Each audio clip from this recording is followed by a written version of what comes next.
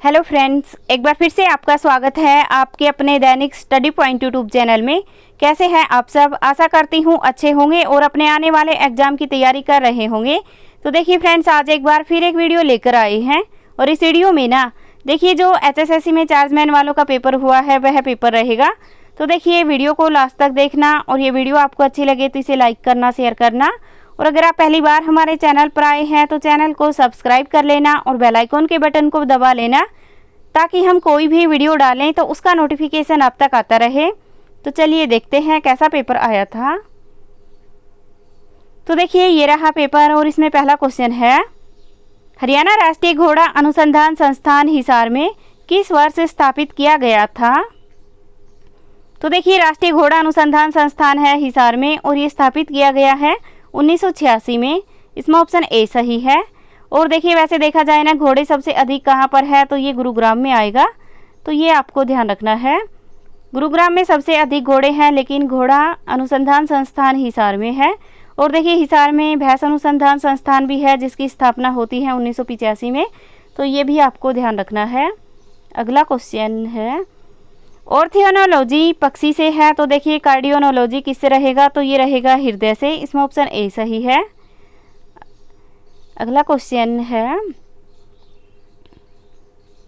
Refrigeration के संदर्भ में COP का मतलब क्या होता है? तो देखिए जो COP है इसका मतलब होता है कोएफिशिएंट ऑफ परफॉर्मेंस। इसमें ऑप्शन सी सही है। अगला क्वेश्चन है, इथेनॉल संद्रित H2SO4 के अधिक्य के साथ, तो देखिए इसमें ना जो सही आंसर रहेगा ये रहेगा इथीन। इसमें ऑप्शन डी सही है। अगला क्वेश्चन है, किसी boot strap air cooling system में क्या होता है? तो देखिए इसमें होता है 2 हीट एक्सचेंजर। इसमें ऑप्शन बी सही है। अगला क्वेश्चन है, निम्नलिखित में से किस मूलभूत अधिकार में अल्पसंख्यकों की भाषा और संस्कृति की रक्षा शामिल है? तो देखिए मूलभूत अधिकार यानी कि जो मौलिक अधिकार हैं इनमें अल्पसंख्यकों की भाषा और संस्कृति की रक्षा शामिल है, तो ये आएगा सांस्कृतिक और शैक्षणिक अधिकार में। इसमें ऑप्शन डी सही है। और देखिए ये कब से कब कितने आर्टिकल में है? तो ये आएगा 29 से और 30 तक में। और देखिए जो मौलिक अधिकार हैं ये अमेरिका से लिए गए हैं, ये भाग 3 में आते हैं, तो ये भी आपको ध्यान रखना है। और देखिए समानता का अधिकार आएगा 14 से 18 तक, स्वतंत्रता का अधिकार आएगा 19 से 22 तक, और देखिए धार्मिक स्वतंत्रता का अधिकार आएगा 23 से और 24 तक, तो ये भी आपको ध्यान रखना है। अगला क्वेश्चन है, PPE का पूरा रूप क्या है? तो देखिए जो PP है ना इसका पूरा रूप होता है पर्सनल प्रोटेक्टिव इक्विपमेंट, तो इसमें ऑप्शन ए सही है। अगला क्वेश्चन है, गिर राष्ट्रीय उद्यान डैश में स्थित है? तो देखिए जो गिर राष्ट्रीय उद्यान है ये आएगा गुजरात में। इसमें ऑप्शन सी सही है। आगे है, रोमन सम्राट कॉन्स्टेंटाइन ने नए मूल्य वर्ग का पेश किया जिसे डैश कहा जाता था? तो देखिए इसको कहा जाता है सोलिडस। इसमें ऑप्शन सी सही है। अगला क्वेश्चन है, सुपरसोनिक विमान तथा रॉकेट के लिए प्रयोग किए जाने वाला कूलिंग सिस्टम क्या है? तो देखिए सुपरसोनिक विमान और रॉकेट के लिए जो प्रयोग किया जाने वाला कूलिंग सिस्टम है तो वह आएगा रिजनेटिव एयर कूलिंग सिस्टम। इसमें ऑप्शन डी सही है। अगला क्वेश्चन है, दूध को जीवाणु संक्रमण से बचाने के लिए आमतौर पर पैमाने पर इस्तेमाल की जाने वाली विधि को क्या कहते हैं? तो देखिए इस विधि को कहते हैं निर्जीवीकरण। इसमें ऑप्शन डी सही है। अगला क्वेश्चन है, सेंटीग्रेड स्केल में शुद्ध जल का क्वथनांक बिंदु क्या होता है? तो देखिए ये होता है 100 डिग्री सेंटीग्रेड। इसमें ऑप्शन सी सही है। अगला क्वेश्चन है, पानीपत का दूसरा युद्ध कब हुआ? तो देखिए पानीपत का जो दूसरा युद्ध है ये हुआ 1526 में। इसमें ऑप्शन बी सही है। और देखिए तारीख भी देखा जाए ना तो आएगा 5 नवंबर 1556 में होता है। इसमें ऑप्शन बी सही है। और देखिए पहला हुआ 1526 में, दूसरा हुआ 56 में और तीसरा होता है 1761 में, तो ये भी आपको ध्यान रखना है। अगला क्वेश्चन है, हरियाणा में 1857 की क्रांति का प्रारंभ कहाँ से हुआ है? तो देखिए हरियाणा में जो 1857 की क्रांति का प्रारंभ है ये हुआ है अम्बाला से। इसमें ऑप्शन सी सही है। और देखिए पूरे देश में देखा जाए ना कहाँ से हुआ था शुरुआत, तो ये मेरठ से होती है, तो ये भी आपको ध्यान रखना है। और ये होती है 10 मई 1857 को, तो ये भी आपको ध्यान रखना है। अगला क्वेश्चन है निम्नलिखित श्रृंखला को पूर्ण कीजिए। तो देखिए इसमें जो जी है उसके बाद आई एल पी ये है तो इसमें यू आएगा, तो इसमें ऑप्शन ए सही है। अगला क्वेश्चन है डेक्ट इनमें से किससे बना होता है। तो देखिए इसमें ऑप्शन डी सही है, उपरोक्त सभी से। आगे है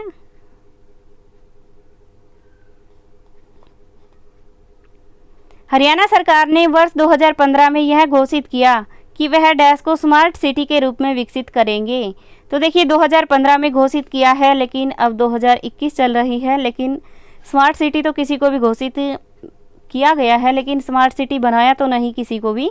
तो देखिए ये घोषित किया गया है गुरुग्राम को, इसमें ऑप्शन सी सही है। ये घोषित किया गया है 2015 में। अगला क्वेश्चन है TIG वेल्डिंग का पूरा रूप क्या है। तो देखिए जो TIG है इसका पूरा रूप रहेगा, ये रहेगा टंगस्टन इंटर्स गैस, इसमें ऑप्शन सी सही है। अगला क्वेश्चन है किसी ठोस के माध्यम से ताप का संचार निम्न होता है। तो देखिए इसका जो सही आंसर रहेगा ये रहेगा प्रवाहकत्व, इसमें ऑप्शन सी सही है। अगला क्वेश्चन है निम्नलिखित में से कौन हरियाणा में बल्लभगढ़ शासक था और भारत के स्वतंत्रता संग्राम में शामिल हुआ था। तो देखिए बल्लभगढ़ का जो शासक था वह था राजा नाहर सिंह, इसमें ऑप्शन डी सही है। और इसको ना बल्लभगढ़ का शेर भी कहा जाता है, तो ये भी आपको ध्यान रखना है। अगला क्वेश्चन है दिल्ली मुंबई औद्योगिक कॉरिडोर कितने राज्यों से होकर गुजरती है। तो देखिए जो दिल्ली मुंबई औद्योगिक कॉरिडोर है ये गुजरती है 6 से, इसमें ऑप्शन ए सही है। अगला क्वेश्चन है विषम शब्द को चुनिए। तो देखिए गाजर, आलू, चुकंदर और टमाटर, तो इसमें ऑप्शन डी सही रहेगा टमाटर। अगला क्वेश्चन है किस बिजली की आपूर्ति में निश्चित ध्रुवता है। तो देखिए 31 का इसका आंसर नहीं पता। अगला देखते हैं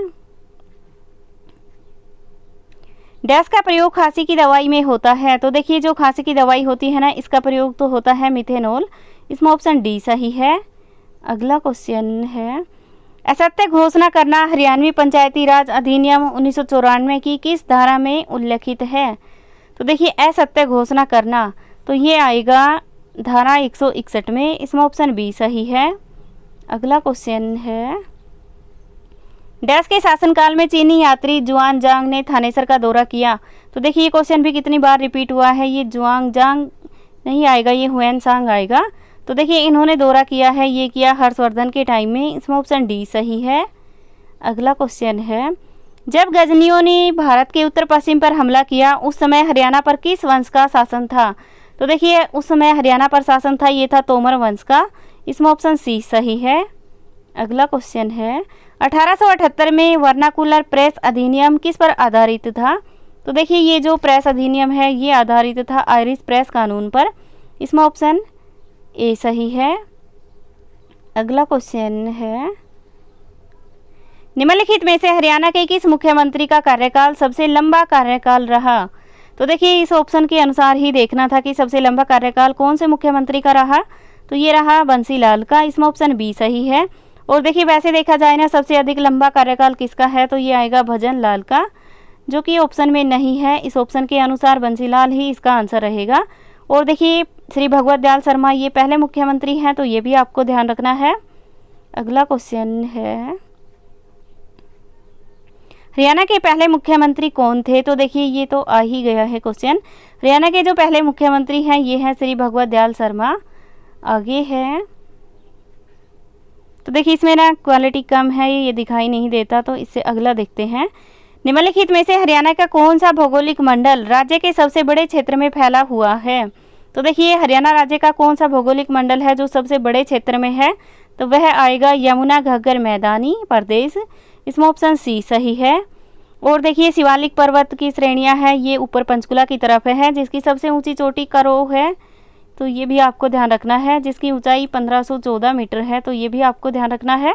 और देखिए अरावली की पर्वत है, ये इधर है महेंद्रगढ़, गुरुग्राम और रेवाड़ी इस साइड है। और देखिए अरावली की जो सबसे ऊंची चोटी है ये आएगा ढोसी की पहाड़ी, जो कि कुलताजपुर में है, और कुलताजपुर महेंद्रगढ़ में है, तो ये भी आपको ध्यान रखना है। अगला क्वेश्चन है भारतीय संविधान के किस अनुच्छेद के अनुसार प्रत्येक व्यक्ति को एक वकील द्वारा बचाव किए जाने का मौलिक अधिकार है। तो देखिए प्रत्येक व्यक्ति को बचाव किया जाने का एक मौलिक अधिकार है, तो ये आएगा, ये मौलिक अधिकार दिया गया है। ये तो ऑप्शन इसमें डी सही रहेगा, इनमें से कोई नहीं, क्योंकि देखिए ये स्वतंत्रता के अधिकार में है और स्वतंत्रता का जो अधिकार है वह आएगा 19 से 22 तक, लेकिन वह ऑप्शन में नहीं है, तो इसमें ऑप्शन डी सही रहेगा। अगला क्वेश्चन है, हरियाणा में मटके डैश पर चिकनी मिट्टी का प्रयोग करके बनाए जाते हैं। तो देखिए जो मटके हैं ना, ये बनाए जाते हैं चक्र पर, इसमें ऑप्शन बी सही है। अगला क्वेश्चन है, 2011 की जनगणना और 2020 परिकल्पना के अनुसार हरियाणा के किस शहर की जनसंख्या सर्वाधिक है। तो देखिए हरियाणा के जिस शहर की जनसंख्या सबसे अधिक है वह आएगा फरीदाबाद की, इसमें ऑप्शन बी सही है, और इसको औद्योगिक नगरी के नाम से भी जाना जाता है, तो ये भी आपको ध्यान रखना है। अगला क्वेश्चन है, बैक्टीरिया का नाश निम्न से हो सकता है। तो देखिए बैक्टीरिया किससे खत्म हो सकता है, तो ये सूर्य के प्रकाश से, अल्ट्रावायलेट रेंज से और अत्यधिक गर्मी से, तो इन सभी से बैक्टीरिया खत्म हो सकता है, तो इसमें ऑप्शन डी सही है, उपरोक्त सभी। अगला क्वेश्चन है, न्यायालय के न्यायाधीशों की नियुक्ति किसके द्वारा की जाती है। तो देखिए जो न्यायालय के न्यायाधीश हैं इनकी नियुक्ति होती है राष्ट्रपति के द्वारा, इसमें ऑप्शन ए सही है। और देखिए ये देखा जाए नहीं कौन से आर्टिकल में है, तो ये आएगा 217 में, तो ये भी आपको ध्यान रखना है। अगला क्वेश्चन है, हरियाणा की निम्नलिखित में से कौन सी नृत्य शैली महाभारत के युद्ध के दिनों से चली आ रही है। तो देखिए कौन सी ऐसी नृत्य शैली है जो महाभारत के टाइम की है, तो वह आएगा धमाल, इसमें ऑप्शन ए सही है।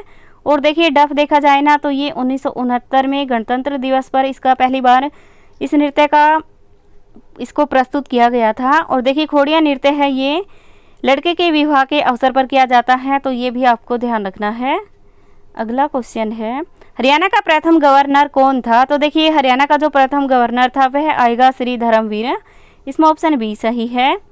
अगला क्वेश्चन है, पैरा ओलंपिक खेलों में पदक जीतने वाली हरियाणा की प्रथम महिला कौन थी।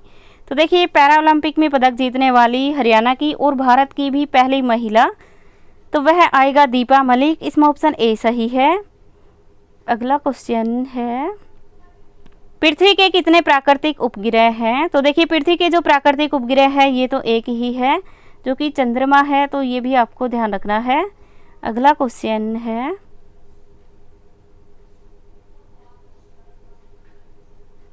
हरियाणा राज्य प्रतिवर्ष 23 सितंबर को शहीदी दिवस किसकी स्मृति में मनाता है। तो देखिए जो 23 सितंबर को शहीदी दिवस मनाया जाता है, ये मनाया जाता है राव तुलाराम की स्मृति में, इसमें ऑप्शन बी सही है। अगला क्वेश्चन है, हरियाणा में अरावली पहाड़ी के दक्षिणी भाग को स्थानीय रूप से किस नाम से जाना जाता है। तो देखिए दक्षिणी भाग में जो अरावली की पहाड़ियाँ हैं इनको मेवात की पहाड़ियों के नाम से भी जाना जाता है, तो इसमें ऑप्शन बी सही है। और देखिए मेवात की जो पहाड़ियाँ हैं यहाँ से साहिबी नदी निकलती है और इंदौरी नदी भी निकलती है, तो ये भी आपको ध्यान रखना है। अगला क्वेश्चन है, तोकागावा के ने कहाँ शासन किया है। तो देखिए जो तोकागावा है इन्होंने शासन किया है जापान में, इसमें ऑप्शन बी सही है। और देखिए जापान की राजधानी है ये है टोक्यो, तो ये भी आपको ध्यान रखना है। अगला क्वेश्चन है, हरियाणा सरकार ने करनाल जिले में एक बागवानी परियोजना स्थापित करने के लिए किस देश के साथ भागीदारी की।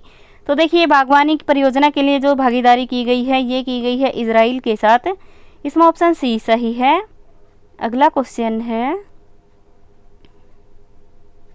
तापमान की एसआई इकाई क्या है। तो देखिए जो तापमान है और इसकी एसआई इकाई देखा जाए क्या है, तो ये आएगा केल्विन, इसमें ऑप्शन ए सही है। अगला क्वेश्चन है, हरियाणा का सितारा स्मारक डैश की समाधि है। तो देखिए हरियाणा का जो सितारा स्मारक है ये समाधि है ताराचंद महाराज की, इसमें ऑप्शन सी सही है। और देखिए इसका संबंध है भिवानी से, तो ये भी आपको ध्यान रखना है। अगला क्वेश्चन है, हरियाणा के किस जिले को बुनकरों की नगरी कहा जाता है। तो देखिए हरियाणा का जो बुनकरों कहने वाला ज़िला है तो वह ज़िला आएगा पानीपत, इसमें ऑप्शन बी सही है। और देखिए कुरुक्षेत्र को धर्म नगरी के नाम से जाना जाता है, जींद को हार्ट ऑफ हरियाणा कहा जाता है या फिर दूध नगरी के नाम से जाना जाता है, और अम्बाला को मिक्सी सिटी और वैज्ञानिक सिटी के नाम से भी जाना जाता है, तो ये भी आपको ध्यान रखना है। अगला क्वेश्चन है, सरस्वती संरक्षित अभयारण्य हरियाणा के किस जिले में स्थित है। तो देखिए सरस्वती संरक्षित अभयारण्य है ये आएगा कैथल में, इसमें ऑप्शन ए सही है। और देखिए इसको ना सोनसर जंगल के नाम से भी जाना जाता है, तो ये भी आपको ध्यान रखना है। अगला क्वेश्चन है, सर्वज्ञ का विलोम शब्द क्या है? तो देखिए जो सर्वज्ञ है ना, इसका विलोम होता है अल्पज्ञ। इसमें ऑप्शन ए सही है। अगला क्वेश्चन है, हिंदी भाषा को 14 सितंबर डैश की राजभाषा घोषित की गई। तो देखिए 14 सितंबर कब इसको राजभाषा घोषित किया गया? तो ये आएगा 1947 में, 1947 में तो नहीं, ये आएगा 1949 में। इसमें ऑप्शन सी सही है। ठीक है, और देखिए 14 सितंबर को ही हिंदी दिवस भी मनाया जाता है, तो ये भी आपको ध्यान रखना है। अगला क्वेश्चन है, पुष्प का पर्यायवाची शब्द क्या है? तो देखिए पुष्प है, इसका पर्यायवाची शब्द होता है, ये होता है कुसुम। इसमें ऑप्शन ए सही है। अगला क्वेश्चन है, रुपया पैसा डैश का किस समास का उदाहरण है? तो देखिए जिस भी शब्द के दोनों पद प्रधान होते हैं ना, वहाँ पर द्वंद्व समास होता है, तो इसमें ऑप्शन डी सही है। रुपया और पैसा, देखिए और आए बीच में, अगर हम विग्रह करते हैं तो और आता है, या फिर डैश का निशान दिख जाए और उसके दोनों पद प्रधान हो, जैसे दिन रात, रुपया पैसा, तो ऐसे मेरा द्वंद्व समास होता है, तो ये आपको ध्यान रखना है। आगे है, तो देखिए इधर इंग्लिश के क्वेश्चन हैं, तो ये मैं दिखा देती हूँ, ये आप देख लेना। 83 है, इसमें जो सही आंसर रहेगा ये आएगा ऑप्शन ए। अगला क्वेश्चन है 84 है, देखिए इसमें जो सही आंसर रहेगा ये आएगा ऑप्शन डी, इसमें सही रहेगा रिजर्व। अगला क्वेश्चन है, देखिए इसमें ना मिस स्पेल्ट वाला क्वेश्चन है, तो इसमें कौन से ये जो शब्द है इसकी स्पेलिंग गलत दी गई है? तो देखिए ट्रू तो सही है, इसमें ट्राइज और देखिए इसमें इसकी स्पेलिंग गलत दी गई है, ये आएगा DEDUCE। अगला क्वेश्चन है, तो देखिए इस क्वेश्चन का ये आप देख लेना। तो देखिए फ्रेंड्स, ये थी आज की हमारी वीडियो। इस वीडियो में ना हमने चार्जमैन वाले पेपर को करवाया है। तो देखिए ये वीडियो आपको अच्छी लगी हो तो इसे लाइक करना, शेयर करना, और अगर आप पहली बार हमारे चैनल पर आए हैं तो चैनल को सब्सक्राइब कर लेना और बेल आइकॉन के बटन को दबा लेना, ताकि हम कोई भी वीडियो डालें तो उसका नोटिफिकेशन आप तक आता रहे। Thank you.